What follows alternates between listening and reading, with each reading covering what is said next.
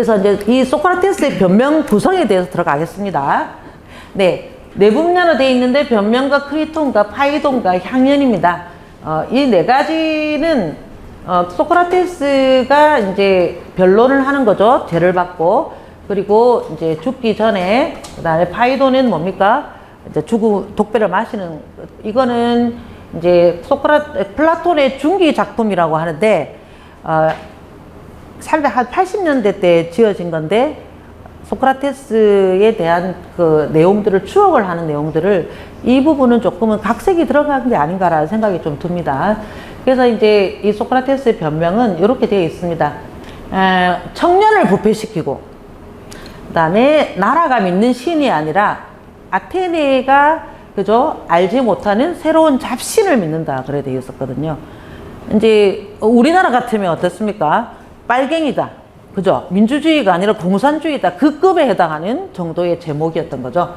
그렇게 하면서, 그런데 이제 이 재판을 배심원들 앞에서 스스로 변호를 해야 돼요. 그런 내용이 담긴 게 소크라테스의 변명인데, 이거를 그 세 명의 이제 멜레토스하고 아니타스라는 사람하고 리콘이라는 사람한테 고발을 당한 겁니다. 고발을 당했으니까 자기가 변론을 해야 되죠. 그래, 그렇게 하는 장면입니다. 그래서 이제 왜 고발을 당했느냐, 그저 너 자신을 아느냐? 니는 이걸 네가 아느냐? 뭐 이걸 뭐 어떻게 하는데 네가 모른다는 걸 아느냐? 막 이렇게 무지의 지를 설파하러 다녔죠. 그러니까 자각을 해라 이거예요. 자각. 그리고 자기 객관화를 하라는 말이잖아요. 그죠? 그 정치인한테도 가서도 뭐 본인이 뭐 정치를 잘하고 하는데 그거의 본질이 뭐냐고 물었을 때 대답을 못 한다는 거죠. 그러니까 그랬을 때 이런 것들이 안 된다는 거죠. 그래서 소크라테스가 자기 인생에 대한 전체적인 그런 변론들을 하고 있는 그런 장면입니다. 아주 기계가 막 넘치죠. 저기서도. 그죠? 소크라테스도 굉장히 어깨가 넓고 운동도 잘하고 싸움도 잘하고 그 나이 70일 건데 근육이 보입니다. 네. 그래서 이제 한번 요거를 한번 보시면은 1차, 2차, 3차 변론까지 치면 이렇게 들어갑니다. 그래서 이제 그죠? 고발한 내용이 있어야 되겠죠? 그 다음에 변론을 합니다. 변론을 하는데 고발인은 아니토스, 멜레토스, 리콘이라는 사람이에요. 이 멜레토스는 이제 젊은 사람이고, 이 사람은 정치계의 대표고, 이 사람은 이제 변호인으로 나오는 사람. 고발 제목은 아까 말씀드렸던 내용들이고요. 변론은 이렇게, 피고인은 소크라테스입니다. 그 책에는 보시면은 자기에 대한 변론들을 합니다. 근데 이 제목에 대한 변론을 하는 게 아니죠. 자기가 하고 싶은 말을 하는 겁니다. 보통 사람들이 이런 고발을 당했다 하면 어떨 것 같아요? 구구절절 나 안 그런데 사실상 그렇다더라고요. 뭐 앉아서는 별 생각이 없지만 그런 배심원들이 있다든가 그런 데 나가면 사람이 온대요. 얼고 자기의 소신껏 얘기하기가 정말 쉽지가 않은데 그 500명이 있는 그 배심원들 앞에서 자기의 소신을 다 얘기를 했는데, 그러니까 이제 거기도 여러분들 보는 책에도 보면은 이 사람들은 분명히 재판관들이고 배심원들이면 우리가 존경하는 재판관님 이렇게 해야 되는데 뭐라고 하느냐면 그냥 아테네 시민 여러분 이렇게 얘기가 됩니다. 안 들리나요? 네.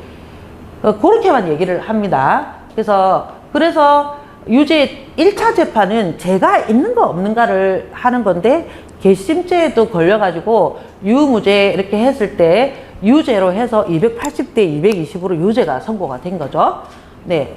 이제 그러면은 죄가 있는 걸로 나왔잖아요. 그러면 이제 형량을 뭘로 줄 거냐라고 하는 2차 재판에 들어가야 되거든요. 그 2차 재판 때는 고발자가 피고인이 형량을 제한하고 이제 이 피고인은 또 자기 나름대로 자기의 형량을 자기가 제한을 합니다. 그러면 배심원이 보고 투표를 결정을 하는데 이 고발자들은 뭐라고 했느냐면 사형이다 이렇게 얘기한 거예요. 네. 그리고 이 소크라테스는 도리어 나한테 상을 달라고 막 하고 이랬거든요. 벌금형 50문하고 뭐라고 했느냐면 프리타네온이라고 하는 그 국빈들을 이렇게 뭔가 경기에서 우승을 한다든가 뭐 여러 가지 이제 대접을 했을 때 우리 명빈관 뭐 이런 정도 되는 그런 데서 나한테 식사 대접아 나를 부양해라고 보상을 요구를 한 거예요. 그러니까 벌을 받는 자리에 나와가지고 오히려 나한테 상을 달라고 말할 정도니까 그래서 괘씸죄에 걸려서 360대 140으로 사형 선고를 받게 되었습니다. 네, 이러한 과정을 거쳐서 3차 최종 진술을 하게 되는데 그때 이렇게 얘기합니다. 성찰하지 않는 삶은 가치가 없다라는 그런 메시지를 남기면서 나는 아테네의 등해가 되고 싶었다. 이렇게 뭔가 부패해가는 아테네가 정말 다시 새로운 민주국가가 될 수 있도록 민주정을 잘 발휘할 수 있도록 나는 그런 역할을 하고 싶었다라고 하면서 이 내용으로 해서 재판이 들어갑니다.